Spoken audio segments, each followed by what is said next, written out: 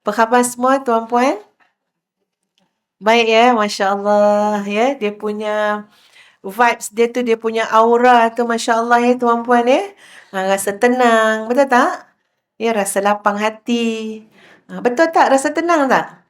Kalau tenang jangan balik rumah lah, duduk di sini. Ya. Tapi itu adalah di antara muwasafat, di antara ciri-ciri yang ada pada majlis ilmu. Nak datang mungkin susah. Ada yang datang ni kena paksa pasal kawan dah tunggu depan rumah. Puah dah bagi alasan, bersilat bagi alasan. Datang juga dia depan rumah.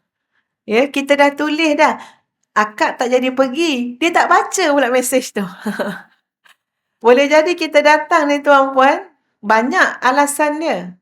Ya, banyak keadaan dia. Tapi Ustazah percaya, insya-Allah, bila kita dah berada dalam majlis ilmu, Allah berikan ketenangan, kelapangan, bahkan rasa bersyukur kepada Allah Subhanahu Wa Taala kerana memilih kita untuk hadir. Sahabat-sahabat muslimin muslimat yang dikasihi sekalian, apa tajuk kuliah kita? Tajuk dia ceramah khas. Sampai Ustazah kata problem sungguh lah tak bagi tajuk ni. Tajuk dia ceramah khas. Apa benda yang khas-khas ni kan? Ya. Jadi bila ceramah khas itu orang Negeri Sembilan kata pokok dek-dek lah nak cakap apa. Ya, maknanya terpulang ustazah lah nak bagi tajuk apa. Sebab Kak Salwa tak bagi tajuk. Katanya ceramah khas. Jadi insya-Allah sahabat-sahabat sekalian, pada hari ini ustazah nak membentangkan ya kepada kita semua ada 2 kalam hikmah, mutiara hikmah Ibnu Athaillah As-Sakandari yang bila kita pegang kata-kata tu tuan-puan sekalian, kita dapat menjalani kehidupan ni insya-Allah dengan husnuzan kepada Allah Subhanahu Wa Taala. Di antara jalan kebahagiaan hidup kita sebagai hamba Allah adalah husnuzan dengan Allah Subhanahu Wa Taala. Bersangka baik. Ana 'inda dhanni 'abdi bi. Aku bersama-sama dengan sangkaan hamba-Ku kepadaku. Masya Allah Maknanya kita bertanggungjawab tuan-puan untuk apa dia? Menjaga hati kita dengan Allah Subhanahu Wa Taala. Sebab itu safir dia. Macam mana hati kamu dengan Allah, ya demikian itulah yang berlaku. Maknanya kita bertanggungjawab menjaga hati kita dengan Allah Subhanahu Wa Taala. Adab kita dengan Allah Subhanahu Wa Taala. Kalau kita rasa Allah nak menyusahkan kita, dia akan jadi susah. Tapi kalau kita rasa Allah sayang dekat kita, Allah nak membersihkan kita, Allah nak memudahkan kita untuk urusan yang mungkin lebih besar daripada apa yang kita sedang fikir sekarang, maka ia akan jadi seperti mana yang kita yakini dan sangka. Maka sahabat-sahabat sekalian, insya-Allah ada beberapa mutiara hikmah yang akan Ustazah bentangkan pada hari ini, insya-Allah.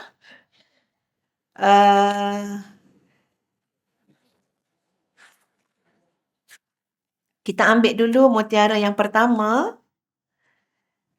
2 yang Ustazah pilih ni adalah mutiara hikmah yang pendek-pendek saja. Kalau bagi yang panjang-panjang kan satu hal pula nak mengapihkan ceramah ni kan, ya. Hari ni tuan-puan, untuk makluman, keputusan SPM keluar.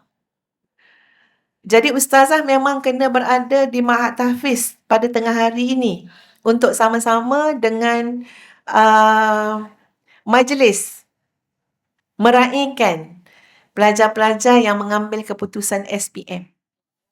Awal-awal beritahu dah. Dan alasan dia sangat kokoh.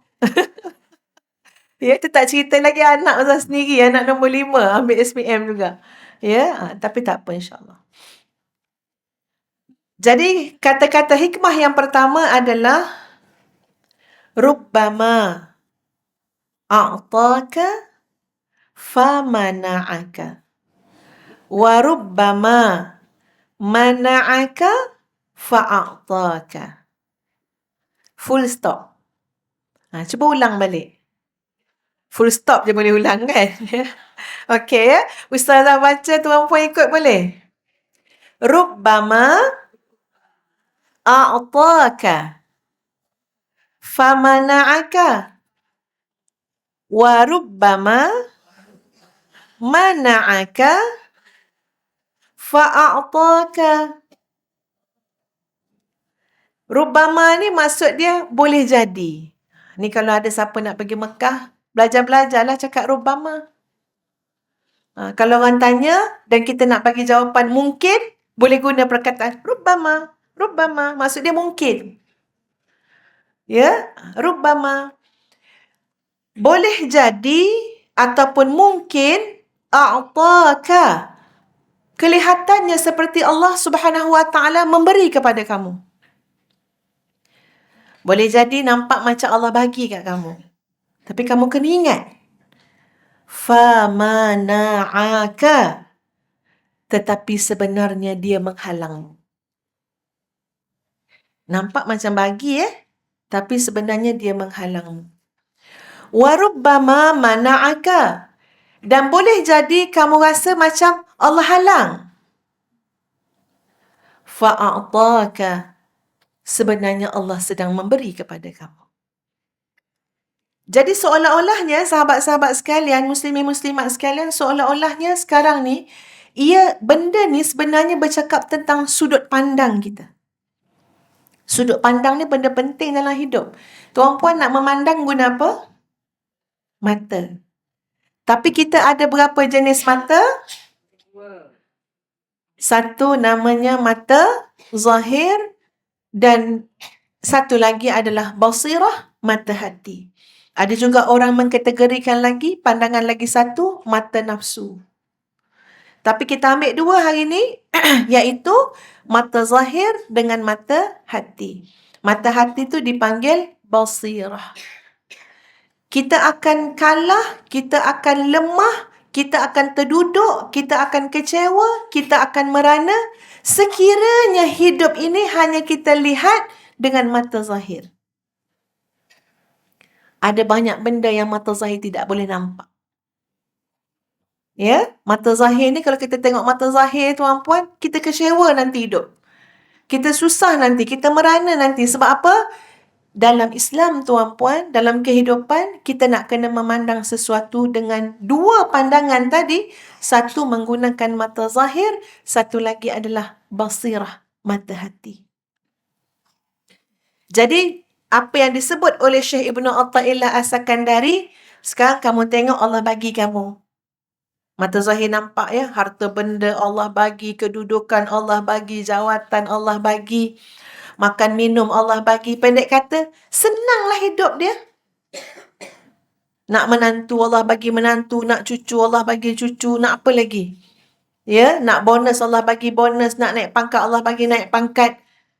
Secara jujurnya tuan-puan, kalau tuan-puan dapat semua ni, seronok tak? Seronok. Pantang terlintah hati nak melancong. Nak pergi mana? Cuba sebut. Mana tahu kita ambil dengan ramai sampai. Ustazah teringin nak pergi Tokyo kat Salwa. Nak pergi Jepun. Teringin sangat nak tengok musim luruh. Suka nak tengok tempat cantik-cantik tu. Sama kita. Boleh satu bas nanti. Ni cakap nak teringin. Apa yang teringin kan? Teringin. Ada orang tuan-puan teringin hari ni esok sampai dah. Sebab dia ada segala syarat-syarat tu. Duit ada, masa ada, tenaga ada. Tapi ada orang tuan-puan, macam mak ayah ustazah, tak pernah ke mana-mana lah. Abah meninggal dah, tak pernah sampai Jepun. Tak pernah sampai macam-macam negara, tak ada. Banyak duduk kat kampung je. Nak bagi tahu ini gambaran kehidupan. Ada orang tu Allah lempahkan, Allah mudahkan, Allah bagi. Memang seronok. Boleh jadi orang lain yang melihat pun rasa macam cemburu, iri hati. Dan hari ni kita jangan lupa tuan-puan, hari ni dengan media sosial, kita boleh mengintai kehidupan orang lain. Dengan cara yang terhormat sebab tak nampak orang mengintai. Boleh gambarkan macam mana hodohnya orang mengintai? Tapi siapa dia tahu kita mengintai? Sebab apa? Sebab pakai device kita. Pakai handphone kita. Taklah nampak macam zaman-zaman dulu mengintai tu macam mana. Kan? Cerita zaman-zaman dulu mengintai. Dia beli sofa baru lah. Buruk tak kelakuan tu? Buruk. Tapi sekarang mengintai juga. Tapi dengan device kita, dengan handphone kita. Kadang-kadang tuan puan, nikmat yang Allah bagi pada orang lain daripada nikmat dunia, kita rasa cemburu. Senangnya dia dapat tu, dapat ni, ya Allah. Nak ke Mekah sampai, nak ke London sampai. Kadang-kadang daripada Mekah tu ke London. Tak balik Malaysia dulu. Oh, ya Allah. Makna kata akhirat dapat, dunia dapat. Ni kita ni, menganalisa hidup orang tuan-puan sekalian. Lalu apa yang berlaku pada kita? Cemburu. Dengki. Mula memandang apa yang kita ada semuanya tak best. Kita tengok dia tu sentiasa dibelanja oleh suami dia. Suami dia belanja tu yang pergi haji, yang pergi umrah, yang bawa pergi Eropah. Suami kita nak belanja depan rumah pun tak boleh. Kita mula memandang yang kita ada ni terlalu apa? Tak ada nilai. Macam tak ada harga. Ini tuan-puan adalah kerana kita tak melihat sesuatu dengan dua pandangan tadi. Kita hanya betul-betul pakai mata zahir je. Tapi cuba kita tengok bila Syekh Ibnu Athaillah As-Sakandari memberikan panduannya kepada kita. Bukan semua yang orang dapat tanda Allah bagi. Bahkan ada sesuatu yang kadang-kadang terhalang dengan pemberian itu. Dan bukan bermakna kalau Allah tak bagi kita apa yang kita nak, bermakna Allah halang. Bahkan pada tidak dapatnya kita dengan apa yang kita nak tu, rupa-rupanya itu adalah sebuah kurniaan dan pemberian. Maka di sana, sahabat-sahabat sekalian, ada 10. Saya tak tahulah sempat ke tak sempat ni. Ya, ada 10 hakikat yang telah dihuraikan secara panjang lebar oleh Ibnu Ajibah rahimahullah berkait dengan huraian kepada apa yang telah disebut oleh Syekh Ibnu Athaillah As-Sakandari tadi. 10 ni tuan-puan sekalian, Ustazah nak kita sama-sama faham, ingat, selalu jadi latihan dalam diri kita. Sebab bila kita ingat, kita akan boleh bersandar dengan hujah-hujah tersebut supaya kita jadi lebih bermanfaat, jadi lebih taat, hidup lebih bahagia dunia dan akhirat. Pertama, Ustaz bacakan Arab dia dulu ya. Panjang sikitlah bahasa Arab dia. Nanti kita tengok bahasa Melayu. Rubbama a'taka ma tashtahihi nufus famana'aka bidzalika hadratal quddus. Walaupun kita mungkin tak faham maksud dia, tapi hujung dia sama kan? Fus, betul tak? Rubbama a'taka ma tashtahi nufus famana'aka bidzalika hadratal quddus wa rubbama mana'aka ma tashtahihi nafsuk fayatimmu bidzalika huduruka wa unsuk. Ujung dia sama, suk-suk. Yang tadi fus, dus. Ini pandainya ulama-ulama dalam bahasa Arab tu sedap untuk didengar. Maksud dia apa? Boleh jadi Allah mengurniakan kamu apa yang diinginkan oleh nafsu. Tuan-puan, antara cabaran hidup kita namanya adalah keinginan. Masya Allah, setiap orang berjuang dengan keinginan masing-masing. Setiap orang berperang dengan keinginan masing-masing. Kita bukan berperang dengan orang jauh, tuan-puan.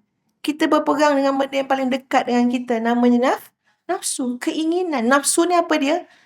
Pada nafsu inilah adanya keinginan.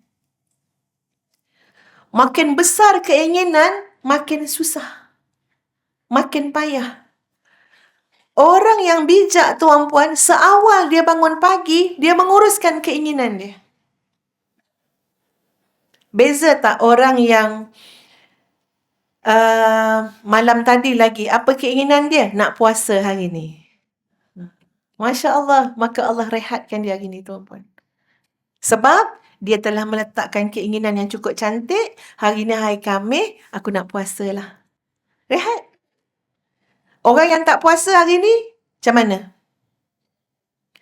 Kejap ni tengah fikir ni perut lapar, nak makan tengah hari pula. Nak makan kat mana? Makan kat mana ni kadang-kadang kena tanya orang sebelah. Kau rasa akak patut makan kat mana? Payah keinginan ni tuan-puan. Dah tak boleh undang diri sendiri dah. Kena tanya orang. Kena Google. Kena cari. Kena tengok orang lain pergi kedai mana. Orang yang puasa tadi, dah relax je. Tak ada. Selesai dah masalah kat tengah hari. Apa dia? Aku puasa. Siapa tak menguruskan keinginan hidup dia, kat situlah dia akan berlelah. Masya Allah ya tuan-puan ya. Ada orang bangun pagi ingin orang layan dia macam ni, orang angkat dia begini, orang macam ni. Memang lelah. Lelah. Mata dia takkan berhenti melihat orang tu buat tak macam mana yang dia nak. Tapi ada orang apa yang diinginkan adalah sesuatu yang ada di sisi Allah Subhanahu wa taala. Al-baqiyatus salihat khairun 'inda rabbik. Al-baqiyatus salihat, apa yang ada di sisi Allah Subhanahu wa taala lebih baik dan lebih kekal. Apa dia? Ketaatan-ketaatan, kebajikan, zikir, tasbih. Kita semua sedang bergerak sama ada merana ataupun bahagia dengan apa yang kita inginkan. Kita bukan berperang dengan orang, tuan-puan. Kita bukan berperang dengan benda yang jauh. Tapi kita berperang dengan keinginan kita sendiri. Kata Ibnu Ajibah, boleh jadi Allah bagi semua yang kamu inginkan. Ya, yang nafsu kita inginkan. Boleh jadi Allah bagi, tapi kamu kena ingat apa yang terhalang. Kan tadi ada dua kan? Pemberian, halangan. Yang al-ata dengan al-man'u. Pemberian dengan halangan. Jadi boleh jadi diberi. Tapi Masya Allah, ada yang terhalang. Apa yang terhalang? فَمَنَعَكَ بِذَلِكَ حَضْرَةَ الْقُدُّسِ. Kamu terhalang dari Allah Subhanahu wa ta'ala. Terhijab. Kesukaan kamu adalah kepada nikmat-nikmat tersebut. Kepada benda-benda tersebut. Lalu kamu terhalang daripada sesuatu yang ada di sisi Allah Subhanahu wa ta'ala. Apa yang Ustazah cakap ni tuan-puan? Tuan-puan fikir kan, betul ke tak betul Tuan-puan memanglah best dapat duit berbilion-bilion, betul tak? Best tak? Tengok ramai yang ambil. Tapi macam mana nak pakai Saya nak guna duit banyak-banyak tu Ya. Rupanya nak menggunakan banyak-banyak duit tu pun, tuan-puan, satu hal juga. Ya. Yang duit sikit ni pun dah merata alam lah melancung. Ya, tak pernah dapat datang dah Masjid Al-Falah. Kita tengok dekat Facebook dia sekejap kat Korea, sekejap kat China. Tu belum lagi duit ratus-ratus juta, duit bilion-bilion. Pasti sefer hidup ni tuan-puan ada benda di sebalik itu. Tu basirah nak kena tengok. Mesti ada benda lain ni. Dapat. Entah-entah aku dengan Allah ni terhalang. Masjid tak pernah sampai untuk jamaah. Kadang-kadang idea kita tuan-puan sekalian, kita macam mana kita tak dapat menggunakan pemberian tersebut pada jalan ketaatan dan manfaat. Itu masalah dia. Allah bagi. Kalau Allah bagi, kita terima semua pemberian Allah, kita mesti letak satu sifir tuan-puan, satu prinsip apa dia? Aku nak gunakan semua ini pada jalan semakin taat dengan Allah dan semakin manfaat kepada ummah. Itu insya-Allah selamat. Dan tak pernah ada habisnya keinginan nafsu ni tuan-puan sekalian. Tak pernah ada habis. Jadi ingat satu cabaran ke depan. Ustaz tengok satu rencana lah, dokumentari. Cabaran tuan-puan, sebab sekarang kita menggunakan duit tu pada angka. Mana ada orang boleh pegang duit 2 bilion kat tangan? Atau letak kat rumah? Jadi, banyak-banyak kosong tu letak kat mana? Angka.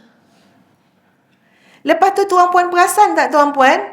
Kalau nak membeli belah pun, tak payah bawa duit. Semua transaksi hanyalah angka-angka. Bawa kad, angka-angka tuan-puan. Lalu sekarang ni orang bicarakan tentang macam mana rosaknya masa depan tuan-puan dari sudut ekonomi. Nanti pasti akan terkait dengan sosial juga. Kalau sekiranya ada orang yang ubah angka tu. Cuba tuan-puan bayang. Apa jaminan dia tuan-puan? Ada seorang je yang ubah angka tu. Duit dia RM200 je. Tapi dia pergi ubah jadi RM200,000. Duit tidak dapat dibuktikan hadir dia. Fizikal dia tak ada. Semua main dengan angka. So, kalau dia ada RM200,000 kat angka tu, transaksi dia hanya transaksi scan QR code je. Tidak pernah nampak duit tu. Tuan-puan boleh bayang tak kerosakan akhir zaman macam mana? Jadi nak bagi tahu ni lah yang kita nak cari ni, semua benda fana, benda rosak tu. Kalau dari segi duit tu macam tu lah besok. Ya, sebab tu dari segi Islam, mata wang tu diikat dengan benda ada. Dinar emas contohnya, emas. Kalau mata wang macam ni memang dia akan pergi juga kepada satu keadaan yang memang kena fikirlah macam nak buat. Kan? Kalau tak, duit tu nampaklah. Ada RM200,000, nampak RM200,000. Nak bayar macam ni. Dek kerana moden sangat, semua tak payah pakai duit macam tu. Semua ni. Sudahnya kalau ada orang yang tukar angka-angka tersebut, maknanya ini memang dunia scam. Fikirlah, ya. Okey, kembali kepada yang tadi, tuan-puan. Allah boleh bagi, tapi di mana Allah dalam hidup kamu? Tu soalan dia. وَرُبَّمَا مَنَعَكَ مَا تَشْتَهِيهِ نَفْسُ. Dan boleh jadi Allah menghalang daripada apa yang nafsumu inginkan. Selalu tak dapat. Muka orang tak dapat ni kita kenal lah. Muka frust, kecewa. Kalau boleh sebenarnya nak anak kita kahwin dengan anak ustaz tu. Contohnya kan, ya. Alah, tengok-tengok tak jadi pula. Anak orang tu dah ada jodoh lain. Benda kita nak tak dapat. Kita rasa frust kan? Ya. Tapi basirah kita tu kena kuat. Sebab apa yang disebut oleh Ibnu Ajibah rahimahullah, boleh jadi Allah menghalangmu daripada sesuatu yang diri kamu inginkan. Tetapi fayatimmu bidzalika huduruka wa unsuk. Tetapi dengan demikian itu Allah menghadirkan ketenanganmu dalam mengingati Allah Subhanahu wa taala. Ketenangan. Sebab biasalah tuan-puan, orang bila tak dapat sesuatu ni dia sedih. Ya? Kalau tak dapat sesuatu ni kecewa. Tapi alhamdulillah, dilihat oleh kacamata orang-orang alim tuan-puan sekalian, sedih tu elok. Kalau saya cakap tuan-puan tak percaya, ya? Mari saya cari lagi satu. Dalam kitab Lataiful Minan. Al-bastu mazallatu aqdamir rijal. Fahuwa mujibun limazidi hadharihim wa kathrati lajaihim. Wal qabdu aqrabu ila wujudis salamah. Terlampau gembira, terlampau seronok, dapat semua benda kita nak. Dalam kitab Lataiful Minan, ya tuan-puan, itu adalah punca kaki tergelincir. Takut juga kita dengar kan? Dapat semua, punca kaki tergelincir. Tapi al-qabdu ni lawan kepada al-bastu. Al-qabdu ni maknanya sesak napah. Nak itu tak boleh, nak ini tak dapat, tersekat-sekat.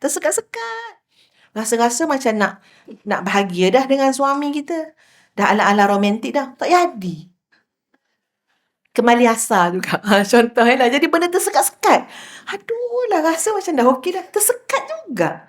Baik tuan-puan. Sebab apa? Wal qabdu aqrabu ila wujudis salamah. Kesempitan itu lebih dekat pada keselamatan. Masya Allah. Benda ni nak kena ukur dengan ilmu, dengan basirah, bukan dengan keseronokan nafsu semata-mata. Ya? Kegembiraan adalah dengan sesuatu nikmat, punca kaki-kaki manusia tergelincir. Ya, adapun orang yang tersekat-sekat ni tuan-puan sekalian, itu lebih dekat, ya, dengan wujudnya keselamatan. Jadi bila dalam keadaan sedih, itu lebih membawa ketenangan hati untuk kita bersama dengan Allah Subhanahu wa taala. Ingat kepada Allah Subhanahu wa taala. Sebab banyak sangat orang yang terlalu gembira, terlalu seronok tuan-puan sekalian, menyebabkan kakinya mudah tergelincir. Tadi Ustaz ada nak kongsikan satu cerita tapi terlupa pula, ya. Tengah-tengah bercakap tu lupa. InsyaAllah mudah-mudahan ingat balik semula satu kisah Ustaz nak kongsikan, ya. Allahumma salli ala Muhammad wa ala ali Muhammad. Mudah-mudahan ingatlah apa benda nak cakap tadi. Baik, itu yang pertama. Maksud dia, kata Ibnu Ajibah, benda kita nak tak dapat, itu makna Allah nak bagi sesuatu, iaitu namanya ketenangan dengan Allah Subhanahu Wa Taala. Kesedihan tu baik ya tuan-puan. Sebab tu orang yang bila seseorang tu masuk dalam syurga, antara lafaz kalimah yang penghuni syurga sebut bila pijak tanah syurga tu adalah Alhamdulillahilladzi azhaba 'annal hazan. Segala puji bagi Allah yang telah menghilangkan daripada kami kesedihan. Sebab sedih ni memang sifat orang duduk atas dunia. Tapi bila masuk je syurga, tidak ada kesedihan lagi. Ya, dan so kita tu bersangka baik. Apa dia? Kalau Allah ada baik kita sedih, kecewa, terluka, luluh hati. Baik tak? Baik. Dengan itu kita rasa nikmat, bersenang-senang mengingati Allah Subhanahu Wa Taala. Kalau tengah gembira, seronok-seronok tu, tak terasa tuan-puan, dia takkan pergi pada hati yang paling dalam tu. Tapi bila kita sedih, benda kita nak tak dapat, memang bila kita sebut Subhanallah wa bihamdih atau kita sebut Alhamdulillah, kita terasa nikmat tu dalam hati kita. Baik, yang kedua. Rubbama a'taka mut'atad dunya wa zahrataha famana'aka jamalal hadrati wa bahjataha. Boleh jadi Allah kurniakan kepadamu nikmat dunia dan hiasannya. Tetapi Allah menghalangmu daripada kecantikan dan keceriaan, keindahan hidup bersama dengan Allah Subhanahu Wa Taala. Siapa yang tak nak tuan-puan memanglah nikmat-nikmat dunia ni cepat attract kita punya mata. Tuan-puan suka tak masuk rumah orang yang cantik-cantik rumah dia? Suka. Kalau dia ajak jalan raya tu laju je sampai. Open house rumah orang kaya. Ya? Sampai. Bukan nak makan sangat pun. Dia adalah tujuan-tujuan yang macam-macam lah. Nak selfie lah, nak bergambar lah, nak itu. Sebab rumah orang kaya. Cantik.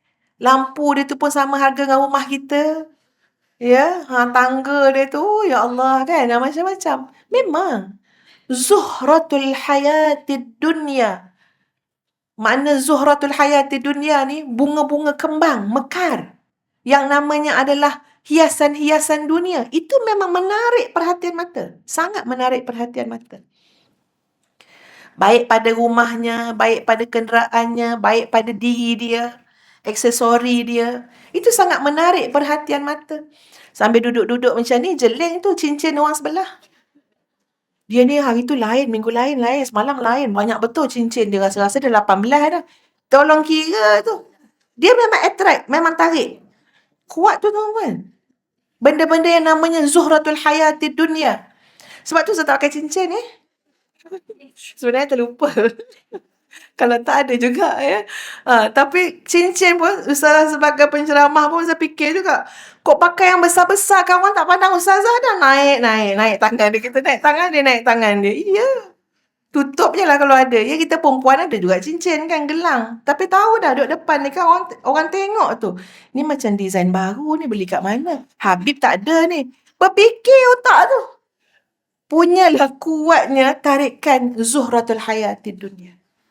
Katanya Imam Ibnu Ajibah, boleh jadi Allah kurniakan kepada kamu nikmat dunia dan hiasannya. Masya Allah, dapat semua.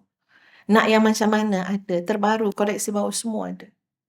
Tapi ingat, kamu kena ingat, takut mata kamu ni dah dipenuhi dengan keindahan-keindahan, nikmat-nikmat dunia, basirah kamu tak pernah rasa betapa indahnya alam ketaatan, alam ibadah, ubudiyah kepada Allah Subhanahu Wa Taala.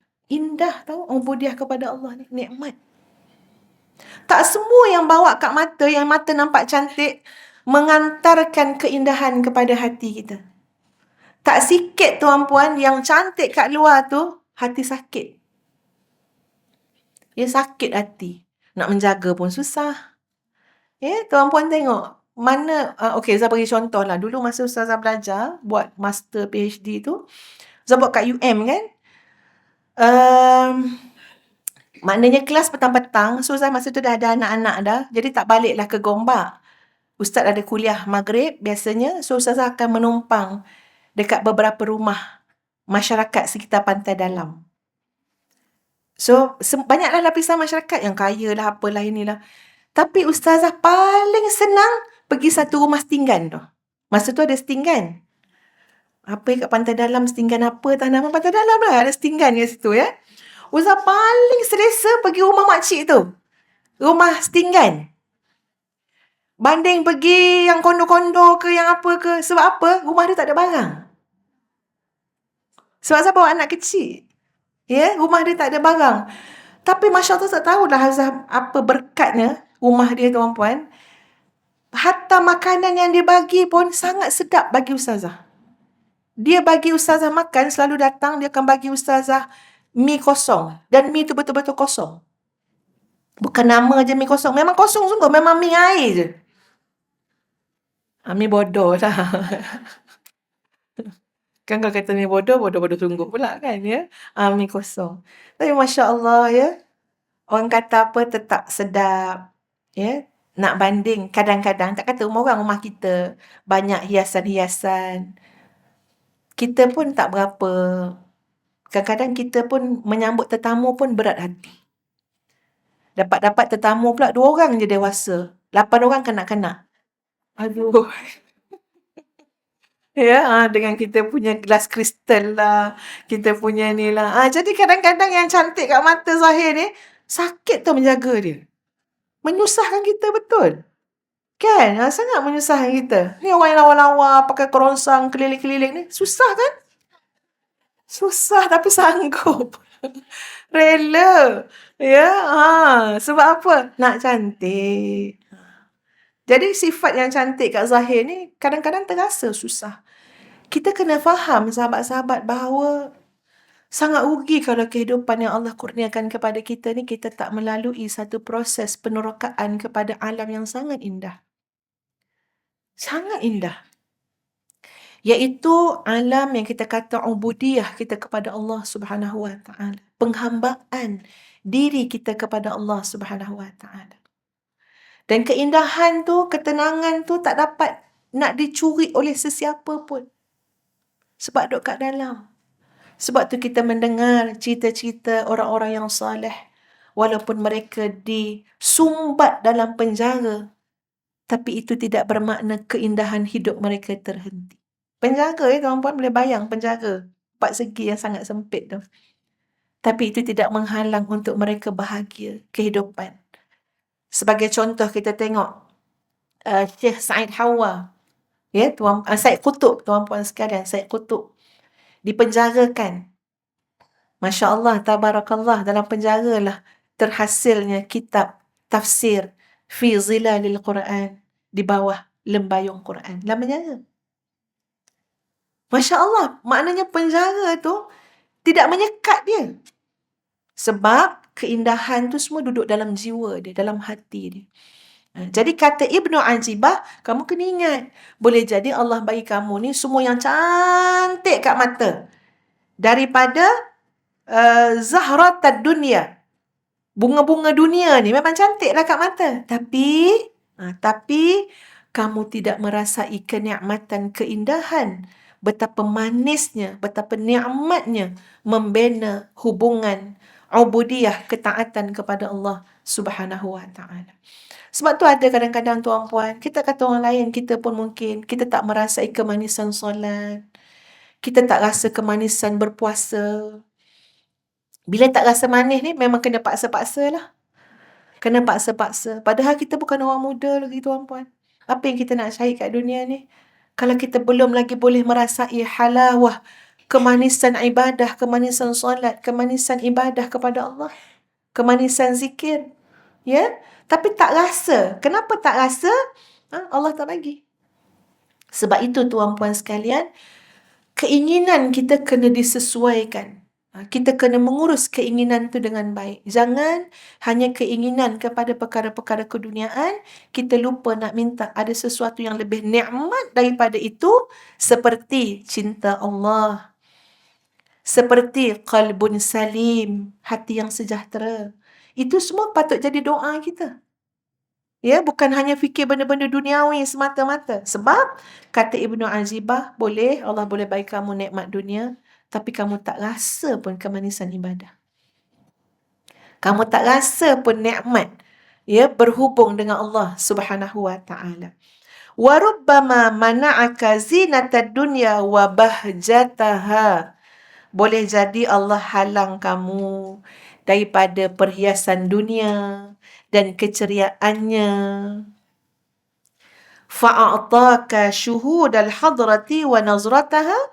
Tetapi Allah kurniakan kepadamu, hati kamu ini dapat melihat keindahan Allah Subhanahu wa taala. Ini hati yang sangat hebat, tuan-puan. Bukan melihat Allah secara zat, ya, itu memang tidaklah. Ya, tapi maksud dia boleh melihat segala keindahan Allah Subhanahu wa taala pada takdir yang Allah tetapkan, pada syariat yang Allah turunkan. Ada orang sakit dengan syariat ni. Suruh tutup aurat, sakit dia tengok syariat tu. Ya, suruh taat suami, sakit dia tengok syariat tu. Suruh tinggal yang tu, yang ni haram, sakit dia tengok syariat. Tapi ada orang, tuan-puan, dia melihat keindahan syariat itu, keindahan.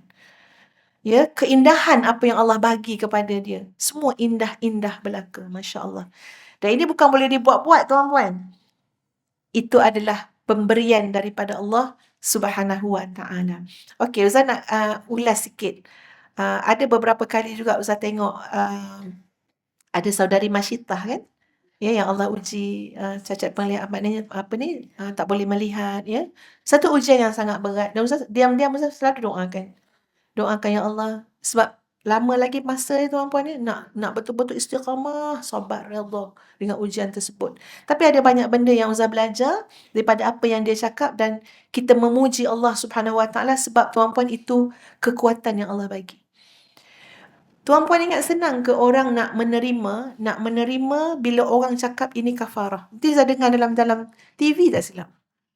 Tapi dia keluar dekat ni lah, dekat TikTok kan. Tapi sebenarnya tu rancangan TV kan. Bila ditanya, orang kata ni kafarah. Kafarah. Macam mana kita nak bereaksi, tuan-puan, kalau orang kata ini kafarah kita? Macam mana tuan-puan akan bereaksi? Kalau contohlah, tuan-puan masuk hospital, datang orang ziarah, kita kata, ni kafarah ni. Macam mana kita nak cakap kat orang itu? Dengan kita kena cucuk sini, Ya Allah, yelah, luar Alhamdulillah lah. Tapi lah mati, nanti kau pula kena. Macam tu, ya. Geram, kita senang-senang nak kata tu kafarah kita. Siapa? Itu macam satu judgement yang paling tinggi lah. Kalau kita kata tu kafarah orang, itu macam orang tu judge kita paling tinggi lah level tu. Ustazah ternanti-nanti, apa dia akan jawab? Masya Allah, tabarakallah, tuan-puan. Allah mengurniakan kepada hati dia. Sebab mata dia tak nampak dah. Kepada mata hati dia untuk melihat dan memberikan jawapan yang pada ustazah. Masya Allah, ini Allah bantu ni jawapan. Dia tak menafikan langsung. Bahkan dia kata apa? Itu yang cakap tu mesti orang yang dah biasa dengan dia tu. Orang yang duduk dengan dia lama. Sebab dulu pun dia kata dia memanglah, dia kata dia cakap dia vokal sikit. Jadi mungkin ada orang terasa. Dia tak nafikan. Dia tak kisah, tuan-puan, maknanya itu tidak menjatuhkan keegoan dia pun. Dia terima, dia kata mungkin orang tu kenal dia tu. Mungkinlah ada yang berasa hati ke apa ke. Tapi tak apa, dia cakap. Saya anggap benda tu baik untuk saya. Sekurang-kurangnya saya tidak bersoal jawab lagi dengan Allah ke akhirat besok. Masya Allah, Masya Allah.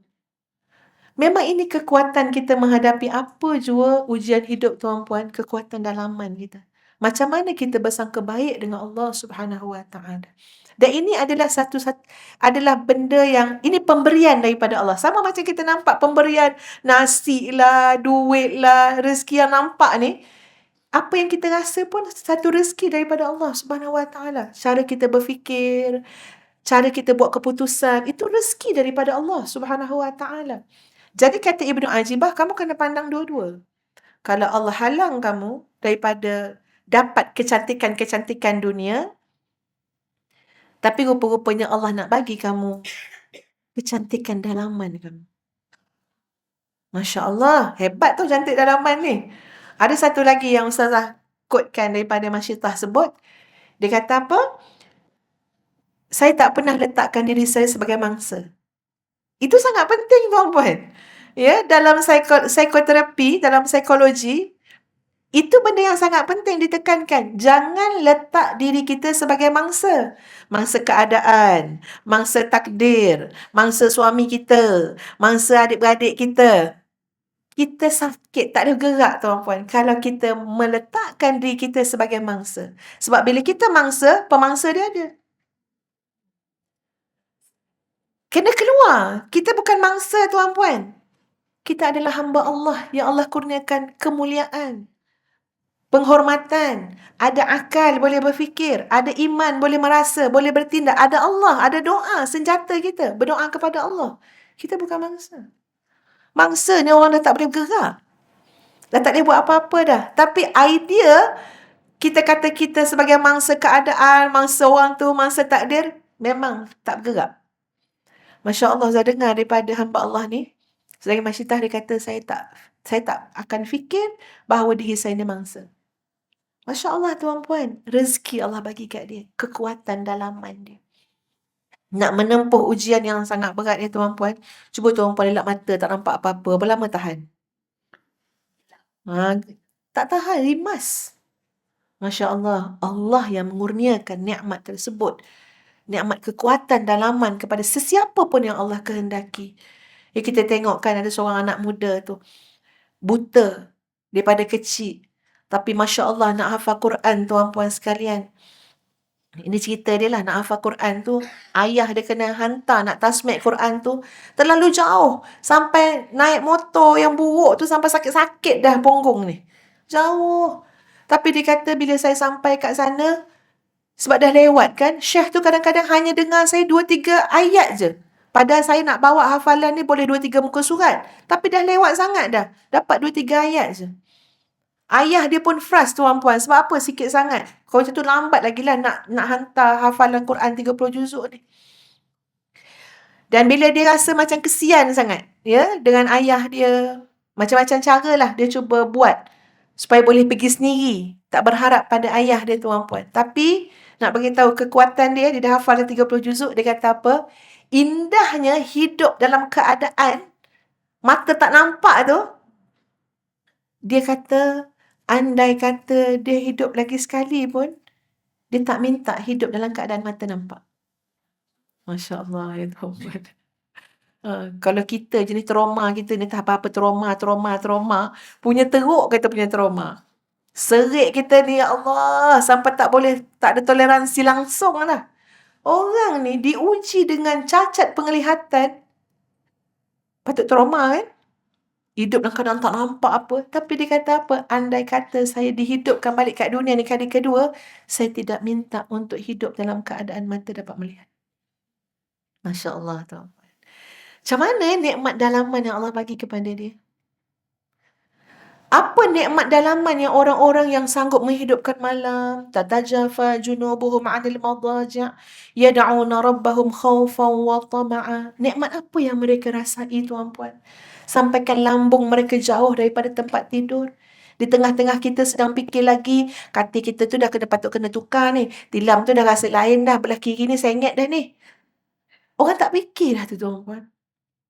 Ada golongan yang tak fikir dah pasal tilam selimut dia. Sebab apa?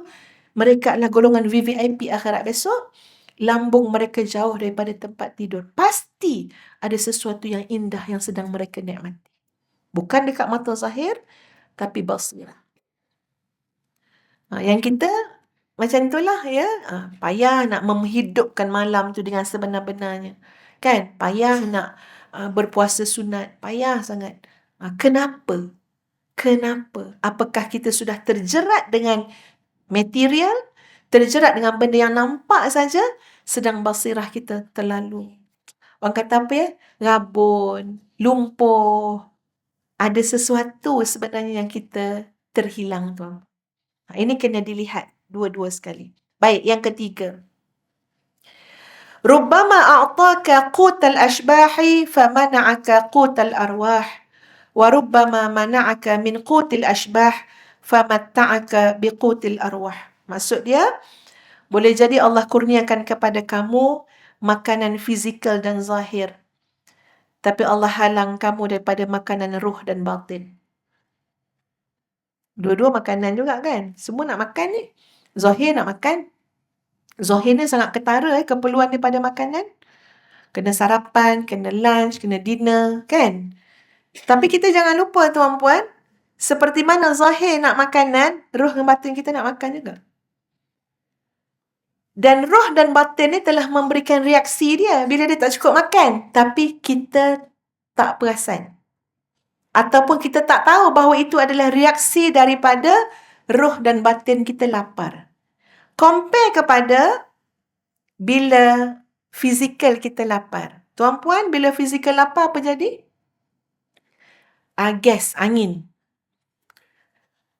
Siapa dah rasa, tuan-puan? Kita semua dah rasa, saya rasa. Kalau kita makan lambat, perut dah masuk angin, lepas tu kita makan yang sebarangan pula, padahal perut dah masuk angin ni. Nanti 1 hari atau 2 hari, tuan-puan, kita memang akan ada masalah pencernaan dan sebagainya. So, kita dah serik lah, tak nak. Dia kena jaga betul-betul ni, makanan kena jaga. Umur 50-60 ni ada orang dah tak boleh makan pedas. Ya, kalau makan pedas je, akan tak tahan, ya. Masuk bilik air. Kita sangat peka dengan semua simptom tersebut. Betul tak, tuan-puan? Tuan-puan menganalisa diri tuan-puan. Bila bercakap tentang makanan fizikal. Oh, akak tak boleh makan ni. Angin, sejuk. Tu baguslah. So, boleh menganalisa. Saya tak boleh, perut saya tak tahan. Bagus. Macam Ustazah sekarang, tuan-puan, dah sama macam mak Ustazah dah. Pagi-pagi memang kena makan makanan panas. Walaupun nasi kosong, tak apa. Dua suap pun tak apa dah. Tapi, dia tak serasi dengan makanan yang tak panas. Dulu mak macam tu. Ustazah dah macam tu juga. Ya, jadi memang nak kena masak nasi, walaupun 2 suap je. Tapi nasi tu panas. Dengan goreng telur, cukup dah. Kalau masuk nasi lemak ke apa benda, nanti perut saya meragam. Okay, fine. Kita dah boleh analisa tentang diri kita. Sebab kita rasa simptom-simptom dia. Tuan-puan, tolong analisa keperluan roh dan batin kita. Simptom dia dah banyak. Kita gelisah. Kita pemarah. Kita tak sabar. Kita tak rasa kemanisan ibadah. Kita malas solat. Malas baca Quran. Kita tak kuat untuk mujahadah. Tu semua simptom, tuan-puan. Laparnya roh dan batin kita. Kita kedekut. Kalau urusan nafsu, kita pemurah. Ya, benda kebaikan, banyak bagi alasan. Itu semua simptom, tuan-puan sekalian. Orang lain semua salah, kita je yang betul. Simptom. Roh kita lapar, batin kita lapar. Tapi kita tidak analisa. Jadi kata Ibnu Ajibah, boleh jadi kamu ni sebenarnya Allah bagi makanan fizikal je. Makanan roh dan batin kamu tak dapat.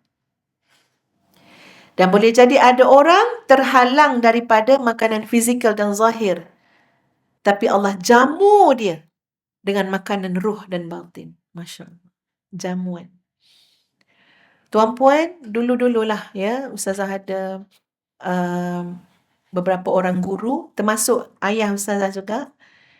Mereka ni adalah orang yang suka, tuan-puan, mendengar bacaan Quran dibacakan oleh orang lain.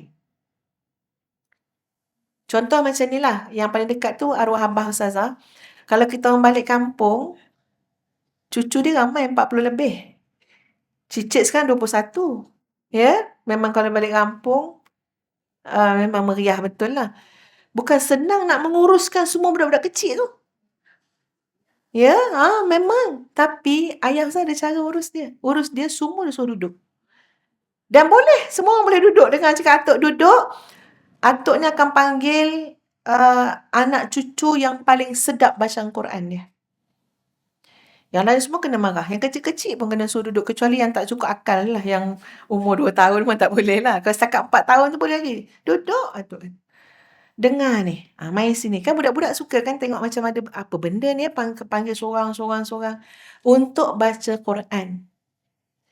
Okey, baca Quran. Atuk nak dengar lagu Bayati. Tukar Nahwan pula. Okey, tukar lagu Hijaz. Okey, bagi pula lagu Ras. Jadi anak-anak cucu ni kena ikutlah. Kami jadi terdidik tuan-puan. Rupanya sedap sangat duduk dalam majlis seperti itu. Sangat nikmat. Ya, jadi terbiasalah maknanya kalau duduk-duduk tu, okey, jangan duduk saja, jangan borak-borak, duduk. Seorang baca Quran, mari baca. Baca yang paling sedap. Baca yang paling lunak. Yang lain dengar. Siapa bercakap ni kena marah. Dengar orang baca Quran. Kena marah. Jangan. Ayah rasa garang kalau bab-bab tu. Ya? Jadi kami terbiasa. Nak bagi tahunya tuan-puan, kita ni ada satu hidangan, tapi kita tak pernah rasa agaknya. Kurang rasa, hidangan tu lebih sedap. Hidangan tu lebih lazat. Sekarang tak sempat kita nak buat majlis macam tu lah kalau untuk ustazah. Tapi bila balik rumah tuan-puan, saya akan pasang YouTube tu, yang antara yang saya suka pasang, yang ada halaqah-halaqah Quran tu. Cuba tengok yang ada satu yang Iran punya. Ya. Siapa tahu nama dia? Yang dia 5 orang sekaligus. Baca. Dia berlawan-lawan baca lagu ni. Kadang-kadang bila dia ambil ayat, contoh macam surah Az-Zukhruf, ayat tentang syurga tu, ya Allah. Bila dibaca Quran tu tuan-puan dengan begitu lunak, dengan begitu bermakna menjaga segala hak-hak bacaan tu, memang terasa ke hati kita. Hidangan tuan-puan. Hidangan untuk rohani kita. Jadi berbalik kepada yang tadi Ibnu Ajibah kata, tak payah sedih sangatlah. Kalau Allah tak bagi kita banyak hidangan fizikal. Mungkin sebab tak ada duit. Atau mungkin sebab penyakit. Darah tinggi, kencing manis, gaut. Tengok je lah makanan tu. Betul tak? Maknanya dah terhalang. Tak boleh dah nak makan super dulu. Tapi pasti ada hidangan lain yang Allah gantikan untuk kita. Kita nak kena berfikir demikian. Jangan pula bila kita jumpa orang macam ni, maknanya merungut je, mengeluh je.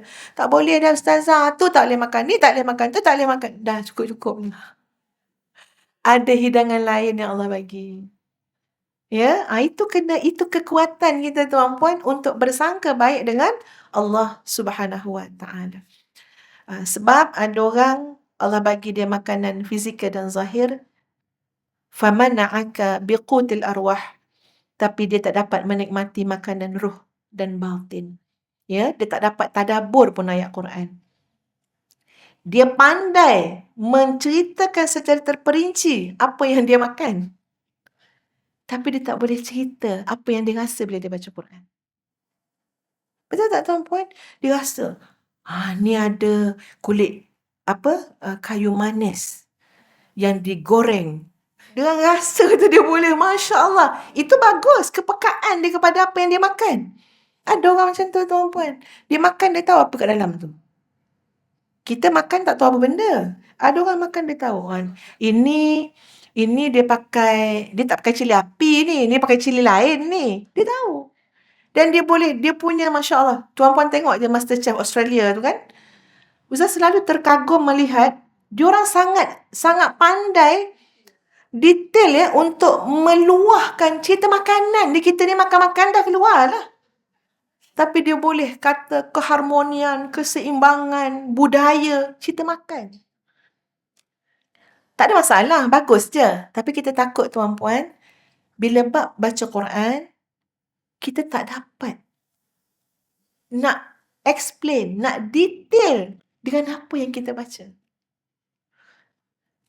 Padahal ayat Quran tu, ada ulama panggil ma'idah minas sama, hidangan daripada langit. Indahnya, sedapnya, nikmatnya. Sebab tu ada seorang syekh nama Syekh Al-Muramisi.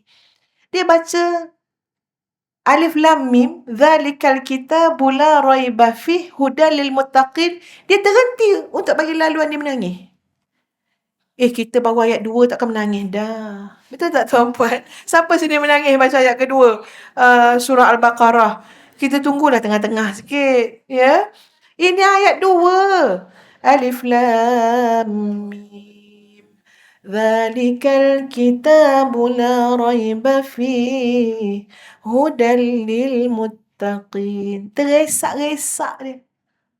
Ustaz tengok tu pun kata, ya Allah, apa yang dia sedih sangat tu. Sebab dia mendapat hidangan tersebut. Lepas tu dia kata, hudan lil muttaqin. Berapa ramai orang yang baca Quran, tapi dia tak ada rasa apa-apa. Sebab dia tidak baca dengan jiwa yang takut kepada Allah Subhanahu wa ta'ala. Masya Allah, dia menikmati hidangan langit dengan begitu sempurna, tuan-tuan. Itu maksud dia lah nak bagi faham. Ya? Tujuannya kita cakap ni supaya kita tahu apa yang kita nak cari sebenarnya hidup ni, ya. Terutama bila kita dah usia-usia 40-an ni, patut lebih jelas lagi apa yang kita nak. Yang keempat, rubbama a'taka ikbalal khalqi famana'aka min iqbalil haqqi wa rubbama mana'aka min iqbalil khalqi fa'ataka al-unsa bil malikil haqqi. Boleh jadi Allah kurniakan kepadamu perhatian dan sambutan makhluk kepada kamu. Ni orang glamour lah. Orang popular. Dan ini zaman dia lah. Zaman orang semua nak cari follower. Jadi disebut, boleh jadi Allah kurniakan kat kamu. Kamu dapat sambutan daripada makhluk. Disambut. Masya Allah, tuan-puan. Ini satu ujian yang luar biasa. Tuan-puan. Jadi VVIP ni. Ya, ataupun besar pengaruh ni, tuan-puan. Ujian yang sangat luar biasa. Ujian pada hati kita. Jadi apa kata Ibnu Ajibah? Boleh jadi Allah bagi kamu dapat sambutan makhluk. فَمَنَعَكَ مِنْ إِقْبَالِ الْحَقِّ. Tapi kamu terhalang daripada perhatian Allah. Takut juga kan? Ini nak suruh berhati-hati. Ya, followernya 23 juta. Apa maknanya tuan-puan kalau Allah tak pandang pun kita? Apa maknanya? Kita buatlah segala macam cara untuk mendapat perhatian daripada makhluk. Allah tak pandang pun kita. Maksudnya memang tak ada makna langsung. Warubbama, dan boleh jadi Allah halang kamu daripada perhatian dan sambutan makhluk. Tak ada siapa kisah pun kepada kita. Ada ke, tak ada ke, datang ke, tak datang ke. Orang tak perasan pun, tuan-puan. Sedih tak? Boleh jadi sedih. Ya, tak datang ke ceramah semalam. Ya Allah, Kak, saya duduk sebelah Kak, Kak. Punyalah tak bernilai kita. Saya duduk sebelah Kak, ya ke? Tak perasan pun. Ya Allah, maknanya kita orang tak perasan pun, tuan-puan, sebesar-besar kita ni. Bukan sesiapa lah. Ya Allah, sianya. Sedih yang cerita tu kan? Sedih. Tapi kamu jangan lupa, boleh jadi yang menerima kamu adalah Allah. Allah memerhatikan kamu. Allah memberikan perhatian kepada kamu. Allah mendahulukan kamu. Allah memuliakan kamu. Masya Allah, ramai je orang alim, wali-wali macam tu, tuan-puan. Orang tak pandang dia. Tapi dia di sisi Allah, kekasih Allah. Allah, maknanya Ibnu Ajibah nak suruh kita fikir. Kamu jangan duk masa kamu, tenaga kamu, perhatian kamu, fokus kamu. Asyik fikir macam nak dapat perhatian orang. Macam gaya sekarang ni. Nak dapat perhatian orang macam-macam teknik tu, tuan-puan, tengok YouTube tu. Macam-macam cara supaya dapat tinggi macam-macam lah. Ya. Konten kan, ya, macam-macam, tuan-puan. Benda baik kita tak nafi lah, elok je. Tapi jangan sampai tidak ada pertimbangan. Jangan sampai kita diperbudakkan oleh nafsu tu. Sebab kita kena ingat juga, yang paling utama asasnya adalah pandangan Allah Subhanahu wa ta'ala kepada kita.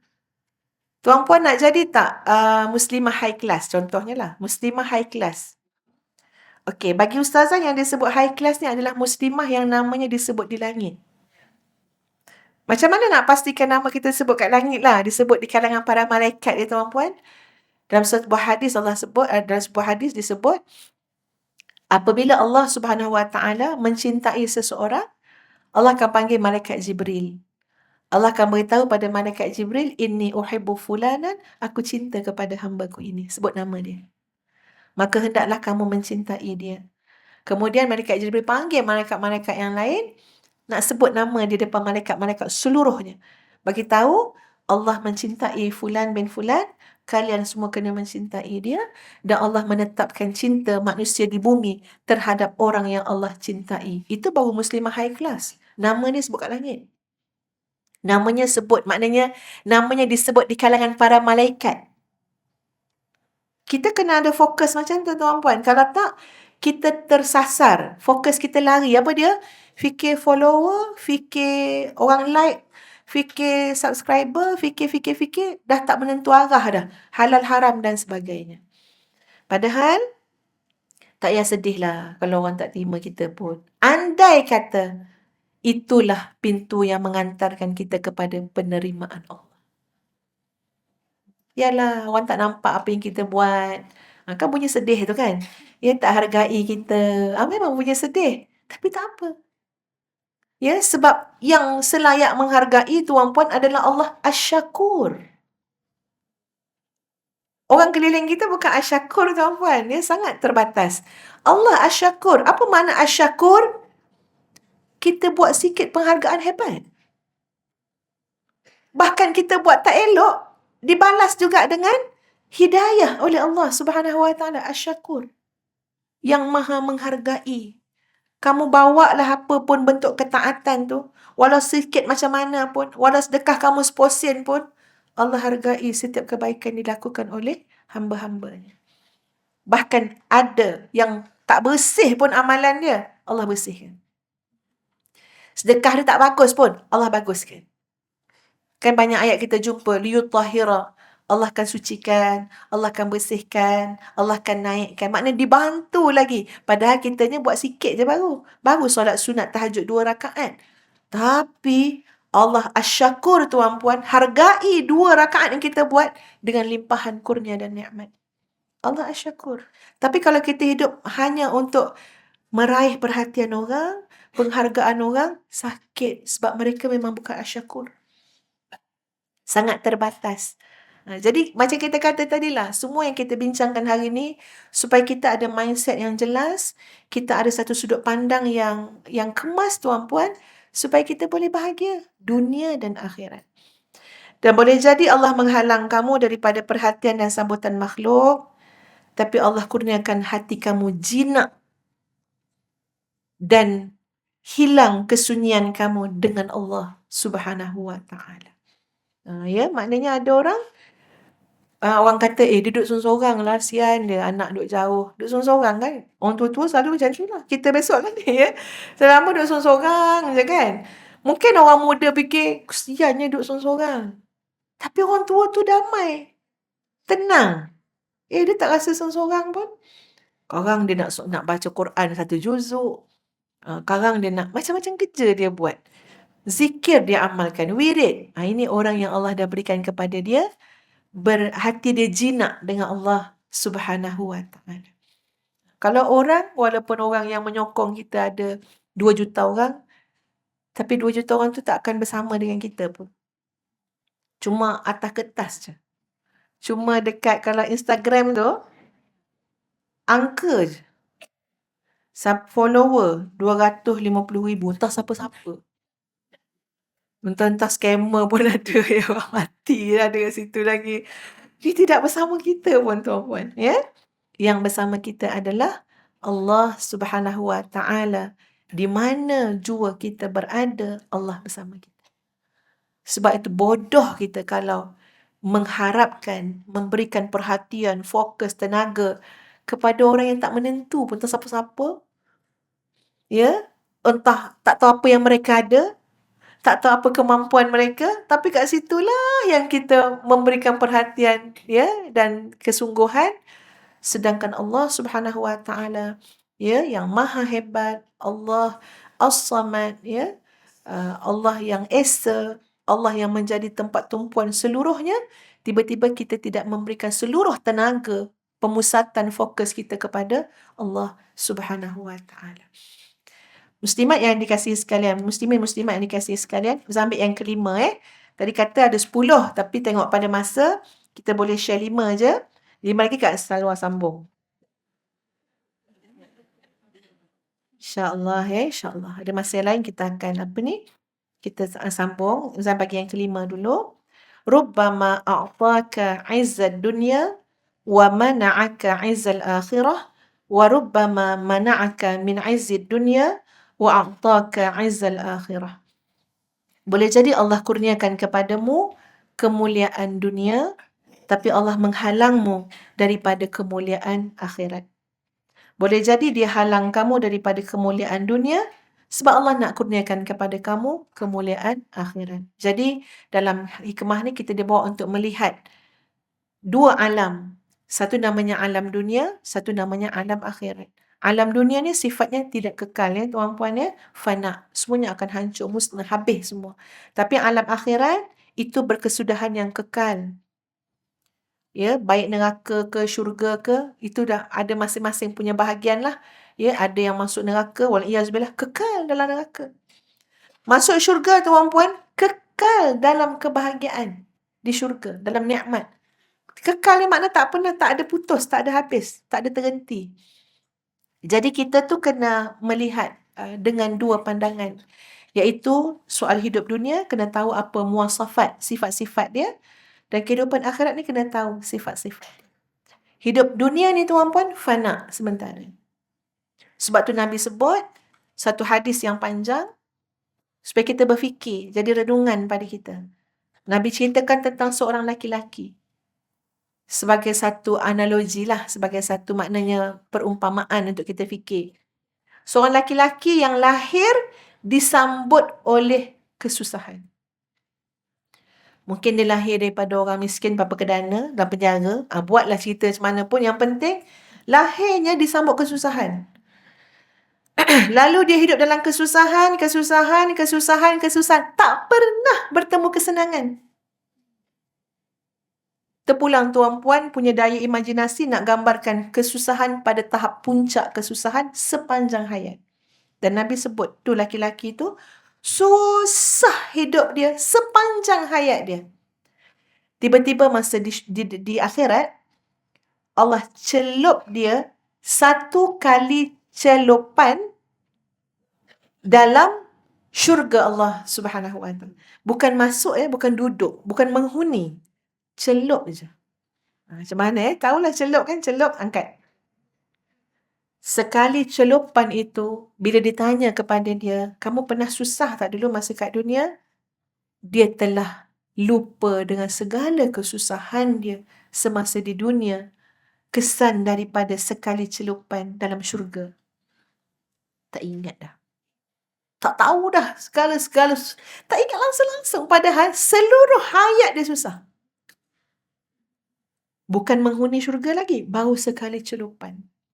Kemudian Nabi bawa satu perumpamaan lagi, seorang laki-laki yang disambut dengan kesenangan, kemewahan, segala-galanya lah, sepanjang hayat dia. Bahkan dia tidak pernah mengenal erti perkataan susah. Tak pernah faham. Akhirat, Allah celup dia. Sekali saja celupan dalam neraka jahanam. Bukan menghuni, bukan tinggalkan dalam tu. Celup dia sekali. Secepat kilat, keluarkan balik. Ditanya kepada dia tentang nikmat yang dia telah nikmati sepanjang dia hidup dekat dunia. Dia tidak pernah terasa pernah menikmati apa-apa pun. Sekali celupan dalam neraka jahanam melupakan orang terhadap seluruh kesenangan yang dia pernah nikmati masa dekat dunia. Sekali celupan dalam syurga Allah yang penuh nikmat melupakan manusia dengan seluruh kesakitan dan kesusahan yang pernah dia lalui masa dekat dunia. Maknanya apa tuan-puan? Kita dalam hidup kat dunia ni kena fikir juga tentang nasib kita dekat akhirat. Ada kesusahan yang kita kena tanggung kat dunia ni yang memang kita kena uruskan dengan kesabaran. Kesabaran mengharapkan apa dia? kita akan bertemu insya-Allah dapat masuk syurga Allah Subhanahu Wa Taala. Itu kekuatan. Seperti mana Sumayyah kan diadukan pada Nabi SAW tentang keluarga Yasir. Nabi kata sabran sabran sabran ala Yasir fa inna mau'idakumul jannah. Tetaplah kamu dalam keadaan sabar, syurga untuk kamu. Janjinya syurga untuk kamu. Jadi, ya tuan-puan sekalian, kita kena imbang hidup ni. Bukan dunia saja, ada akhirat. Makin kuat kita punya keyakinan pada akhirat, itu akan membentuk diri kita masa kita kat dunia ni. Kenapa ada orang tu Masya Allah sedekah dia macam angin lalu. Sedekah, sedekah, sedekah. Dia percaya ke akhirat. Dia yakin ke akhirat. Saya pernah cerita dengan tuan-puan dan seorang makcik. Cara hidup dia sederhana. Dan dia telah bagi, ni mula-mula ya, masa Ustaz buat tahfiz fasa yang pertama, dia letak duit. Saya tak ingat 500 atau 400 atau 600 ribu dalam satu cek je. Untuk beli tanah. Sebab kami dah bayar deposit. Kalau tak cukup, maknanya deposit Ustazah bagi tu dalam 100 lebih tu hangus. Dan bukanlah kami meminta-minta. Tak juga. Makcik tu tahu mana tak macam tu lah. Dia panggil. Datang kat pejabat dia kat Ceras. Orang tua tuan-puan. Yang Ustaz tak fikir dia akan bagi ratus-ratus ribu Rasanya makcik dia mungkin bagi 4,000, 5,000. Sekali dia bagi cek tu, kami telefon dia balik. Kami nak pulangkan balik. Kami takut dia salah tulis. Sama juga ada satu makcik bagi Ustazah jongkong emas. Bila Ustaz pergi hantar kat kawan Ustaz kat kedai emas, dia kata 80,000. Ustaz telefon balik makcik tu. Ustaz kata, Kak ambil balik kalau Kak nak. Sebab mungkin akak tak tahu nilai semasa dia berapa kan. Masa beli dia 20 kot. Sekarang dah 80,000. Kalau akak nak, akak ambil balik. Saya takut nanti dia rasa terkilan ke apa. Dia kata tak. Saya dah niat saya bagi Ustazah. Jadi tuan-puan, dia boleh bagi. Dia kata tak, memang dia tulis. Memang banyak tu. Itu bukan duit dia. Itu duit arwah suami dia. Arwah suami dia tinggalkan untuk dia. Tapi saya tak nak ambil. Saya nak kembalikan kepada arwah suami saya. Sebab dia susah payah dulu Ustazah bekerja. Saya suruh rumah. Cara saya nak kembalikan, saya jadikan jariah wakaf untuk dia. Maknanya benda tu akan jadi hak dia juga. Anak-anak dia semua ikut dia cakap mak dia. Kalau anak-anak kita banyak pandangan. Macam-macam pandangan dia. Cerdik belaka tu. Dia tak ada pandangan. Pada anak dia semua cerdik. Tak ada pandangan. Ikut. Tak apa mak, tu duit mak. Ikut. Masya Allah, tuan-puan. Orang yakin akhirat. Yakin benda tak semata-mata kat dunia. Cuba tuan-puan sanggup bagi 600 ribu. Gitu-gitu satu cek bagi terus. Aduh, ya Tuhan.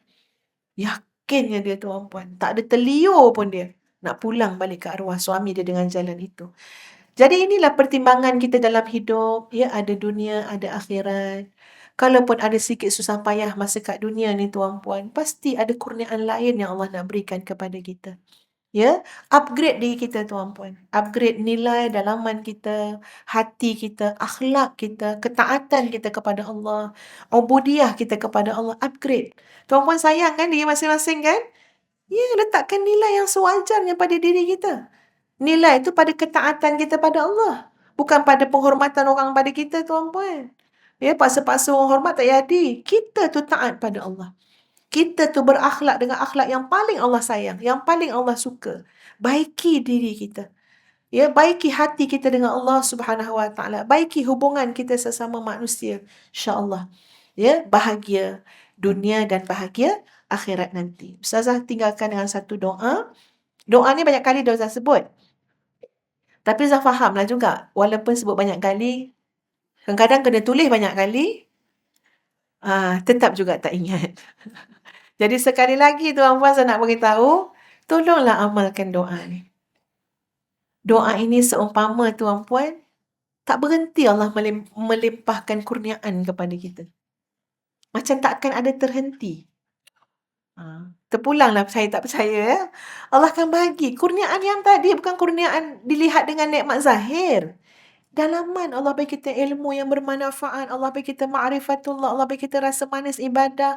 Allah bagi kita rasa cukup dengan dunia. Banyak nak buat benda-benda yang bermanfaat untuk ummah. Tapi amalkanlah doa ni. Doa ni Nabi baca Ada kalanya Nabi baca selepas turun wahyu. Ya, mungkin yalah, Nabi pun tak nak tuan-puan, kalau tak turun wahyu dalam tempoh yang lama. Pernah kan? Dalam tempoh yang lama wahyu tak turun sampai orang kafir Quraisy kata apa? Tuhan dah tak suka dah. Maknanya orang kafir Quraisy pun boleh gunakan isu wahyu tak turun lama tu, Nabi jadi berdebar. Ya, sebab wahyu ni kan panduan hidup. Jadi bila Nabi dapat wahyu tuan-puan, Nabi biasa akan baca doa ni. Supaya apa? Supaya nanti ada lagi, ada lagi, ada lagi.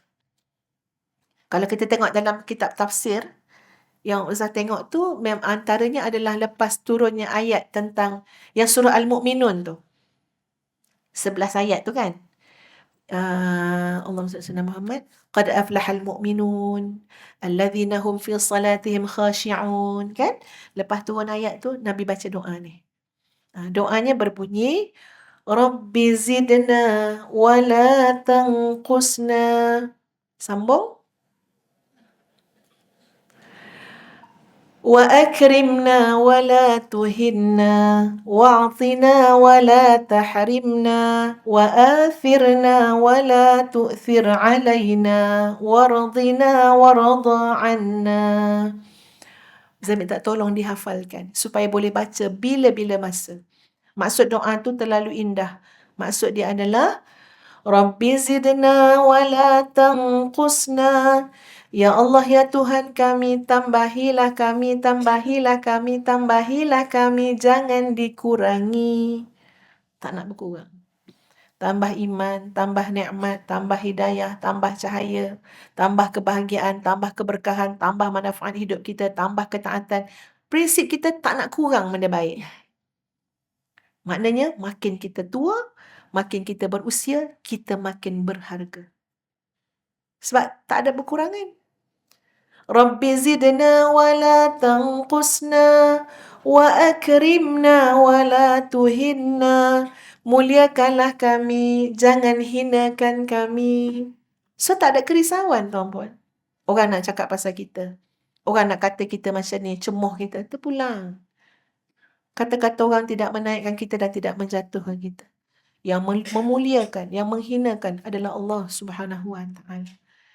Kita sakit dengan orang mengata kita, baca doa ni. Wa akrimna wa la tuhinna. Wahai Allah yang Maha memuliakan, muliakan aku. Muliakan kami, jangan hinakan kami. Ya, kadang-kadang kita dengar orang mengata kita tu, kita sakit hati. Orang memburuk kita, kita sakit hati. Sakit hati tu kadang dilayan sampai 5 tahun. Jadi bacalah doa. Wa akrimna wa la tuhinna. Muliakanlah kami, ya Allah. Jangan dihinakan kami. Wa'atina wa la tahrimna. Teruslah memberi kepada kami. Jangan dihalangi. Kalau Allah nak bagi kita, tuan-puan, satu dunia bersokongkol pun takkan dapat menahan apa yang Allah nak bagi pada kita. Tapi kalau Allah tak nak bagi kita, satu dunia menolong kita untuk bagi kita benda tu, takkan sampai kepada kita. Kerana Allah lah Al-Mu'ti. Allah lah yang mengurniakan. Dan Allah Al-Mani'. Allah lah yang menghalang. Jadi ya tak ya, berdoa kepada Allah, bagi terus aku ya Allah, jangan dihalangi. Dengan Allah langsung. Wa athirna wa la tu'thir alaina. Ya Allah, dahulukanlah aku. Suka tak doa macam tu? Kan? Ya Allah, kita lah dulu. Kak Salwa nak bagi tiket free pun kita kata, Kak, saya dulu Kak, saya dulu Kak. Itu baru nikmat kecil sangat. Ini kan Allah Subhanahu Wa Taala yang ada segala-galanya. Kita merintih pada Allah, pada dia, dahulukan aku ya Allah. Wala tu'thir alaina. Jangan aku dibiarkan.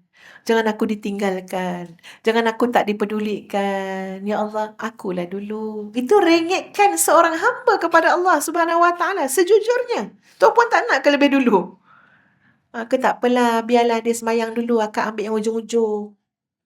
Ujung betul. Semayang Zuhur pukul 4. Kita nak jadi yang dulu. Kita nak yang utama.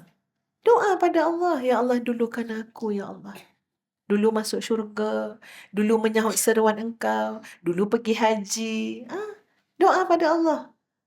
Wa athirna wa la tu'thir alaina. Wardina warda anna. Jadikanlah aku redha dan redalah kepada kami. Yang nana ni maksud dia kami, ya. Ya Allah, jadikanlah kami redha dan Engkau redalah kepada kami. Jadi kebahagiaan membaca doa ni luar biasa, tuan-puan. Kita seolah-olah macam ada senjata, macam ada perisai. Orang mengata, Rabbi zidna wala tanqusna, wa akrimna wala tuhinna. Nampak orang lain dapat nikmat banyak, silap-silap kita cemburu, kita dengki. Rabbi zidna wala tanqusna, wahai Allah tambahi kami, jangan kurangkan. Ataupun kita punya nikmat, Allah ambil. Cepat-cepat kita baca Rabbi zidna wala tanqusna. Jadi ini macam satu jalan keluar, ya tuan-puan, kepada semua jalan-jalan syaitan akan mendatangkan kerusingan kepada hati kita. Runsing, gelisah, ya, dengan apa-apa yang berlaku lah. Tapi kita dah ada perisai. Perisai dia apa? Rabbi zidna wala tanqusna, wa akrimna wala tuhinna, wa'atina wala tahrimna, wa athirna wala tu'thir alaina, wardina warda anna. Mudah-mudahan terus barakah, terus makmur kehidupan kita, ya, dengan doa yang kita rafakkan kepada Allah Subhanahu wa taala. Astaghfirullahalazim, astaghfirullahalazim, astaghfirullahalazim li wa lakum. Assalamualaikum warahmatullahi wabarakatuh. Terima kasih pada tuan-tuan dan puan-puan semua, ya, yang sudi